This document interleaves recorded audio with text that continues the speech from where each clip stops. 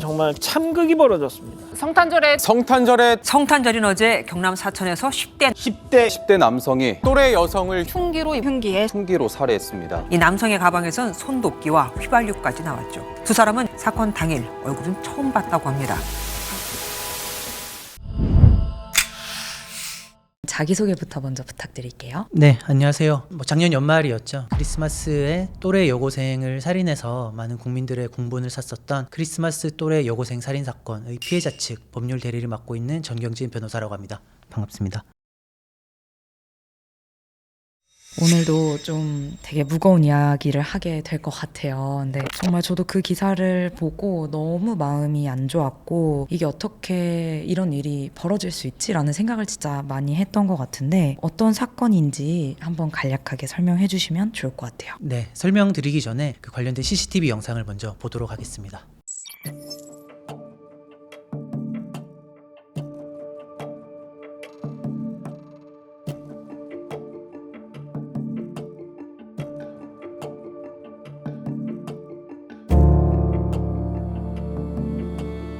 네, 이 사건은 미성년자인 가해자가 크리스마스에 또래인 미성년자 여고생을 선물을 주겠다고 깨어내어서 집 밖으로 나오게 한 다음 준비했던 흉기로 피해자를 약 13회, 14회 정도 찌름으로써 무참하게 살해한 그런 사건입니다.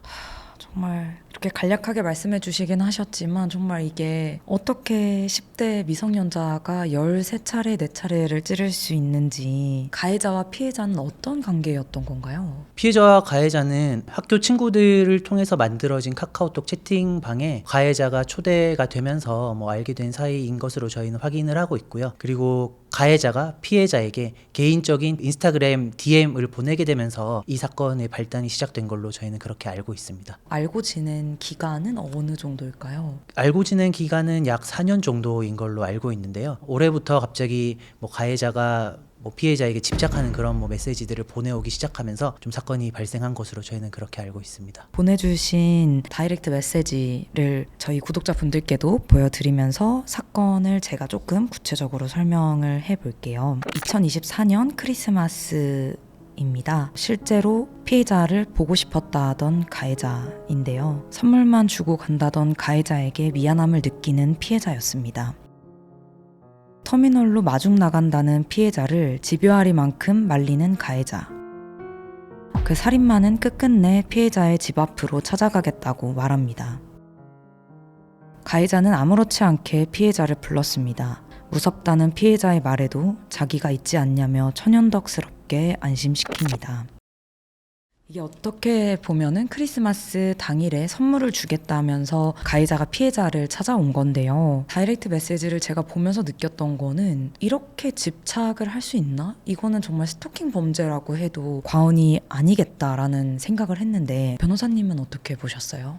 네, 보기에 따라서 스토킹 범죄로 연결될 가능성도 있고요. 이 사건에서 더욱더 조명을 받아야 되는 부분은, 이런 가해자의 행위가 그 형법에서 정하고 있는 미성년자 약취 유인죄에 해당하기도 한다는 점입니다. 형법상 미성년자 약취 유인죄는 미성년자를 유인해서 기망하거나 아니면 감언이설로 혼동하게 하게끔 하는 정도에도 인정이 되는 건데, 미성년자가 보호를 받고 있던 상황에서 이탈시켜서 자신이 범죄를 할 수 있는 어떤 지배하에 두는 행위, 그것을 미성년자 유인죄라고 하거든요. 그래서 이 사건 같은 경우에는 가해자가 선물을 주겠다고 미성년자인 피해자를 꿰어내어서 자기가 범죄를 실행하기 위해서 집 앞으로 나오게끔 하는 행위로서 미성년자 유인 행위에 해당한다고 생각하고, 미성년자 유인 행위가 살인과 결합된 굉장히 잔혹한 범죄라고 저희는 생각하고 있습니다. 메시지 중에 미안해서 터미널로 가겠다라고 했는데, 아니 오면 그냥 갈 거야, 이렇게 반복적으로 메시지를 보내는 걸 보면서 참 당혹스럽기도 하고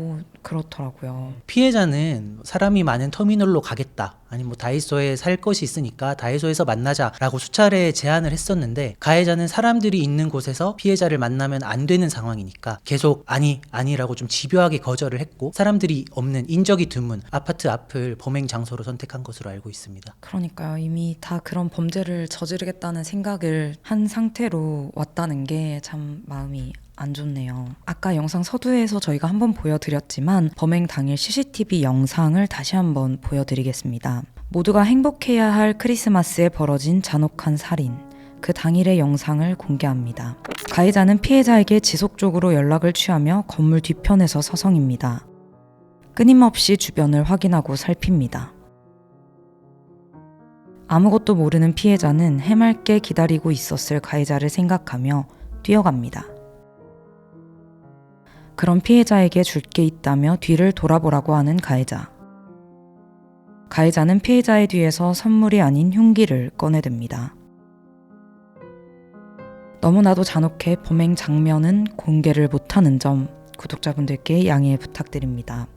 본 영상을 보고 정말 말로 표현할 수 없을 정도로 충격을 받았습니다. 한 인간이 어떻게 그렇게 잔인하게 발버둥 치는 누군가를 살해할 수 있는지, 피해자의 목을 조르고 찔러 살해한 후 가해자는 실제로 피해자가 죽었는지 확인하며 복부를 찌르는 행위까지 이어갑니다. 지나가던 주민의 신고로 발견이 됐는데요. 가해자는 중이었다고 하죠. 여기서 더 충격적인 것은 가해자의 가방에서 손도끼와 휘발유가 발견됐습니다. 지나가던 주민에게 빠르게 발견되지 않았다면 가해자는 무엇을 더 하려고 했던 것일까요? 뉴사이드에서 피해자가 사건 당일 입고 있었던 옷을 최초 공개합니다. 피해자의 옷이 피로 적셔지는 동안 가해자는 무슨 생각을 했을까요? 또 피해자는 얼마나 고통과 두려움 속에서 눈을 감았을까요? 감히 상상하기도 어렵습니다. 네, 좀 질문을 드려보고 싶은데요.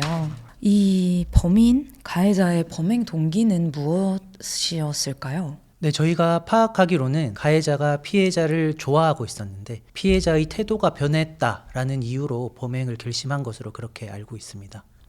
아, 그러면은 피해자도 가해자에게 좀 잘해줬다고 가해자는 생각을 한 거인 건가요? 가해자 혼자만의 착각이었던 것 같고요. 피해자는 일상적으로 그냥 알고 있는 지인과의 관계에서처럼 연락을 주고받았을 뿐인데 가해자는 피해자와의 자신의 관계가 마치 연인인 것으로 혼자 착각을 했던 것 같고요. 그래서 피해자의 연락이 뜸해지거나 연락의 빈도가 줄어든다고 생각을 하고는 피해자의 마음이 달라졌다라는 생각을 하고 이 사건 범행을 저지르기로 결심한 것으로 알고 있습니다. 저도 그 메시지를 보면서 제일 소름 돋았던 부분 중에 하나가 가해자가 피해자한테 나는 너 핸드폰에 있는 어플과 같은 존재다. 지우지 마라 라고 하는 그런 부분들을 보면서 참 이거는 집착의 정도가 굉장히 수위를 벗어났다라는 생각을 많이 했던 것 같아요. 변호사님이 보셨을 때 이 가해자의 집착 또는 그런 구속이 가장 잘 드러나는 부분이 있다면 어느 부분이 있었을까요? 피해자가 연락이 되지 않을 때 굉장히 힘들어한다는 그런 취지의 메시지를 보내기도 했고요. 피해자가 다른 게시글에 좋아요를 눌렀던 것들을 나열을 하면서 나는 이렇게 보고 있다라고 하는 등 굉장히 피해자에 대한 집착이 좀 심했던 것으로 저희는 그렇게 알고 있습니다. 그런 SNS 활동들까지 다 모니터링을 했던 거군요. 네, 그렇게 알고 있습니다. 너무 소름이 돋았을 것 같아요. 근데 또 제가 조사를 하다가 들은 거로는 범행 후에 하고 있었다. 그 사건 현장이 발각된 당시에 어떤 상황이었었던 거예요? 를 하고 있었던 구체적인 경위를 저희가 파악하지는 못했지만 이 정도는 굉장히 경미했던 것으로 저희는 확인했습니다. 그래서 추측컨대 한 것도 자신의 어떤 심신미약을 주장하기 위한 그런 포석이 아닌가 그렇게 생각을 하고 있습니다. 가령 가해자가 정말로 할 것이었다면 굉장히 중한 정도의 상처를 입었어야 되기 마련인데 가해자가 굉장히 경한 정도의 상처만 입었던 것으로 알고 있고 사건이 발생한 시점으로부터 경찰에 신고가 들어와서 경찰들이 인지한 시간까지도 굉장히 좀 시간이 흘렀던 걸로 알고 있습니다. 그러한 시간 동안 그렇게 큰 상처가 없었다라고 하는 것은 애초부터 가해자에게 할 마음이 크지 않았던 것으로 저희는 생각을 하고 있고 그렇다면 했던 행위는 뭔가 사건에 대한 판단을 받음에 있어서 자신의 심신미약이나 자신의 고통을 주장하기 위한 그런 포석이 아니었나 저희는 추측하고 있습니다. 그러면은 그런 걸 다 생각하고 갔다는 거네요. 그러니까 자기가 걸렸을 때 형량을 좀 적게 받으려면 이런 걸 주장해야 되니까 이렇게 해야겠다 이런 것들을. 저희는 그렇게 판단을 하고 있고요. 그리고 나아가서 이 사건이 굉장히 좀 비참한 또 다른 이유는 아까 말씀해 주셨던 것처럼 굉장히 좀 계획적인 범행이라는 점입니다. 특히 저희가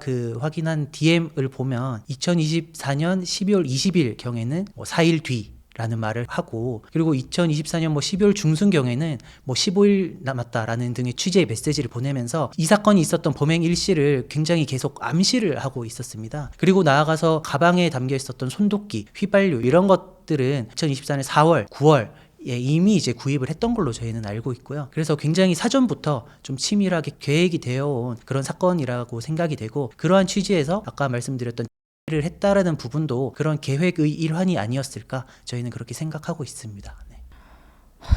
정말 4월부터인 거면 거의 8개월가량을 준비한 건데, 저는 약간 이 얘기를 들으면 들을수록 그 가해자가 진짜 사이코패스 같다라는 생각이 들어요. 어떻게 내가 죽일 사람한테 그런 계속해서 애정이라고 말하기도 짜증날 정도의 그런 집착을 보일 수 있는지, 뭐 혹시 그런 심리 분석이나 이런 거는 따로 뭐 네, 해보셨나요? 수사 과정에서 그런 심리 분석이 충분히 진행될 것으로 저희는 생각하고 있고요. 그런 부분들이 좀 명확하게 밝혀져서 이 사건의 원인을 규명하는 그런 단서가 되었으면 하는 생각이 있습니다. 신고를 받고 출동한 경찰이 가해자를 수사하고 있을 것 같은데, 가해자는 뭐라고 하나요, 지금? 네, 저희가 파악하기로는 죽이러 왔다라는 말을 남긴 것으로 알고 있고요. 나머지 구체적인 동기에 대해서는 현재 조사가 진행되는 것으로 알고 있습니다. 그러면 일반적으로 내려지는 최대 형량은 어느 정도인가요? 이론상으로 내려질 수 있는 최고형은 20년이고 실무상으로는 15년 정도입니다. 그 소년법을 보시면 판사가 사건을 심리를 하면서 이 피고인 같은 경우에는 사형 또는 무기징역을 선고해야겠다라고 생각이 들면 소년의 경우 유기징역 20년을 선고하도록 규정을 하고 있고요. 그렇지 않은 일반 유기형을 선고할 때에는 최장 15년까지 선고를 할 수 있도록 규정을 하고 있습니다. 그래서 실무상 법원이 사형이나 무기징역을 선택하지 않는 그런 관행을 고려해 본다면 이 사건 같은 경우나 미성년자가 범한 범행에 있어서 최대 형량은 실무상 15년이라고 보는 게 맞는 것 같습니다. 그러면은 본 사건의 경우에는 예상 처벌을 어느 정도로 보고 계세요? 네, 예상 형량은 저희가 쉽게 말씀드리긴 어렵지만 저희는 15년, 나아가서 20년을 받을 수 있도록 최선을 다할 생각입니다. 그리고 앞서 말씀드렸던 것처럼 미성년자 유인의 죄가 살인의 죄와 결합이 된다면 미성년자 유인 살인죄라는 별도의 범죄에 해당하게 되는데요. 미성년자를 유인하여 살인하는 행위는 일반적인 살인죄보다 보다 형량이 무겁게 규정되어 있습니다. 미성년자 유인 살인죄는 7년 이상 사형 또는 무기형으로 선고하게 되어 있고요. 그래서 저희는 내일 창원지방검찰청 진주재청에 고소장을 제출을 하면서 이 사건이 단순한 살인이 아니라 미성년자 유인 죄가 결합된 잔혹한 범죄라는 부분을 좀 주장을 할 생각이고요. 그와 같은 방법을 통해서 어떻게든 가해자가 좀 더 자신의 행위에 합당한 처벌을 받을 수 있도록 그러한 노력을 할 예정입니다. 이게 소년법이 아니라 일반법이 적용될 수는 아예 없나요, 지금? 네, 일반법이 적용될 가능성이 하나 남아 있기는 합니다. 일반법이 적용이 되기 위해서는 이 사건의 가해자가 사실심 선고 시 보통 2심이라고 표현을 하는데요. 그 1심을 거쳐서 2심을 선고받을 당시에 성년이 되어 있으면 소년법의 적용을 받지 않게 되기는 합니다. 그러나 그러한 제도로 인해서 오히려 저희 피해 유족들은 가해자에 대한 조속한 처벌을 원하는 게 아니라 가해자에 대한 처벌이 늦춰지기를 기다려야 한다는 참 아이러니한 상황에 놓이게 되어 있습니다. 그래서 저희가 사건을 고의적으로 지체시키진 않겠지만 어쨌든 사건에 대한 충분한 심리가 이루어지면서 가해자가 사실심 선고를 받을 때에는 성년에 이르게 되기를 조금 기다려보고 있는 그런 상황이긴 합니다. 네, 그게 약간 계산을 해봤을 때 가능한 기간이기는 한가요? 쉽지는 않을 것 같습니다. 왜냐하면 또 구속 사건이다 보니까 법원에서는 또 구속된 피고인에 대한 사건은 좀 어느 정도 기간을 두고 사건을 진행을 하고 있거든요. 그래서 쉽지는 않겠지만 어쨌든 이 사건 같은 경우에는 가해자의 심리 상태 같은 것들도 구체적으로 따져봐야 될 것 같고요. 범행 동기가 무엇인지 이런 것들도 구체적으로 따져봐야 되고, 나아가서 미리 준비했던 손도끼, 휘발유 이런 것들은 도대체 왜 준비한 것인지 그런 것들이 굉장히 구체적으로 모두 확인이 되어야 하기 때문에 법원에서 그런 부분들을 고려해서 조속한 재판 진행이 아니라 실체적 진실을 발견을 하기 위한 그런 진행을 해주시기를 저희는 좀 희망하고 있습니다. 네, 진짜 그렇게 될 수 있으면 진짜 너무 좋을 것 같아요. 이게 지금 아직 수사 과정 중에 있는 걸로 알고 있는데, 지금까지의 수사 과정을 놓고 봤을 때 좀 아쉬운 부분이라는 게 있었을까요? 네, 일단 수사기관에 저희가 조금 아쉬운 부분이 있다면 이 사건에서 문제가 되었던 카카오톡방이 뭐 일반적인 친구들과 만들었던 채팅방이 아니라 불건전한 어플을 통한 채팅이 아니었나 그런 이제 의혹들이 막 제기되었던 것으로 알고 있어요. 그러나 이 사건은 단언컨대 그런 불건전한 뭐 랜덤 채팅이나 그런 것들이 아니었고요. 피해자의 친구들이 모여있는 카카오톡 채팅방에 우연한 기회로 초대되었을 뿐이었기 때문에 그런 부분들이 좀 바로 잡혔으면 하는 바람이 있습니다. 정확한 정보 전달이 있었으면 좋겠다라는 생각을 하고요. 사실 이 소년 범죄가 빈번하게 발생하고 또 꾸준히 증가하고 있는 추세인 것 같아요. 기사를 접하다 보면. 이런 원인은 무엇이라고 생각하시나요? 네, 소년범죄가 늘어나고 있는 이유는 소년법에서 정하고 있는 어떤 감경의 수준이 너무 합리적이지 못하기 때문이라고 생각을 합니다. 앞서 말씀드렸던 것처럼 이 사건은 굉장히 잔혹하고 계획적인 범죄인데다가 미성년자를 유인하는 범죄가 결합된 그런 범죄임에도 불구하고 이 사건 가해자에게 내려줄 수 있는 최대의 선고형이 실무상 15년 정도밖에 되지 않는데요. 이 사건의 가해자가 일반적인 성인이었음과 비교를 해본다면 소년법이 얼마나 합리적이지 못하다는 점을 좀 쉽게 알 수 있는데요. 이 사건의 가해자가 만약 성인이었다면 대법원 양형 기준에서 정하고 있는 살인죄에 대한 기준에 따를 경우에 최소한 20년, 뭐 23년 아니면 뭐 무기징역이나 사형까지도 선고할 수 있는 그런 극악한 범죄입니다. 그런데 가해자가 미성년자라는 이유만으로 최대 형량이 15년에 불과하다라는 점은 굉장히 합리적이지 못한 것 같고요. 그리고 나아가서 소년법에 의할 경우에는 미성년자들이 범죄를 저질러도 소년법상 그냥 보호 처분을 받게 되는 경우들도 있어요. 그래서 형사적 처벌을 받지 않을 수도 있겠다라는 그런 생각들이 미성년자 사이에서 만연하고 있는 것으로 보이고요. 그러한 사회 현상 때문에 어떤 청소년들의 범죄가 좀 더 늘어나고 잔혹해지고 계획적으로 그렇게 진화하고 있는 것으로 저희는 생각하고 있습니다. 그러니까요. 이게 참 15년이라고 하면은 한 소녀의 목숨을 앗아갔는데 그 가해자가 감옥에서 나온 나이가 33밖에 안 되는 거잖아요. 사실 33이면 충분히 다른 삶을 살아갈 수 있는 나이기 때문에 절대 그렇게 되면 안 된다라고 생각이 들어요. 네, 지금 보여드리는 이미지는 피해자가 죽은 후에 뒤늦게 발견된 편지입니다. 미처 어머니께 전하지 못하고 눈을 감았는데요. 피해자가 전하고 싶었던 진심을 여러분께 공유드리려 합니다. 내가 엄청 막 잘하는 딸내미는 아니어서 조금 미안하기도 하고 고맙기도 해. 나를 낳아줘서 이 아름다운 세상을 보게 해준 게 요즘 들어 너무 고맙고 감사하다 생각해. 고맙고 감사한 걸 알지만 내가 엄마한테 잘 못해줘서 미안하고 그래도 최대한 어디 가서 욕먹고 손가락질 받는 딸은 되기 싫더라. 엄마가 노력한 만큼 나도 노력을 해야 하는데 나는 아직 좀 많이 미숙하더라. 엄마가 나한테 뭘 안 해줘도 좋으니 탈없고 그 누구보다 행복하고 건강하게만 있어준다면 그 어떤 것보다 고맙고 감사하고 자랑스러울 것 같아. 언제나 옆에서 응원해. 힘들 땐 쉬고 엄만 항상 잘하고 있고 힘들 땐 딸이 있으니까 기대도 좋아. 그 누구보다 행복했으면 좋겠어, 엄마. 사랑해. 행복하고 건강하게 옆에만 있어달라던 딸은 한순간에 엄마 곁을 떠났습니다. 본 사건을 통해서 변호사님께서 전달하고 싶은 메시지가 있다면 어떤 게 있을까요? 저희는 이 사건을 통해서 이 사건의 가해자가 자신이 행한 행위에 대해서 그에 응당한 처벌을 받기를 좀 원하고 있고요. 그리고 나아가서 이 사건과 같은 소년법의 어떤 불합리성으로 인해서 또다시 피해자가 고통받는 일이 없었으면 하는 마음이 있습니다. 그래서 저희가 엄벌탄원서를 좀 모집을 하고 있고요. 그리고 나아가서 입법적인 어떤 제도 개선을 위해서 입법 청원을 구하고 있습니다. 저희가 엄벌의 탄원을 구하는 이유는 여러 가지가 있는데요. 첫 번째는 앞서 말씀드렸던 것처럼 이 사건이 단순한 살인 범죄가 아니라 미성년자를 유인한 범죄와 결합된 범죄라는 점에 있습니다. 그리고 크리스마스에 선물을 주겠다고 꿰어내어서 범행을 저질렀다는 부분은 반드시 이 사건에서 평가가 되어야 한다고 생각을 하고요. 그리고 범행 수법도 굉장히 잔혹하다는 점 역시 엄벌의 탄원을 구하는 그런 요소가 될 것 같습니다. 저희가 응급구조 일지를 통해서 확인을 했었는데요.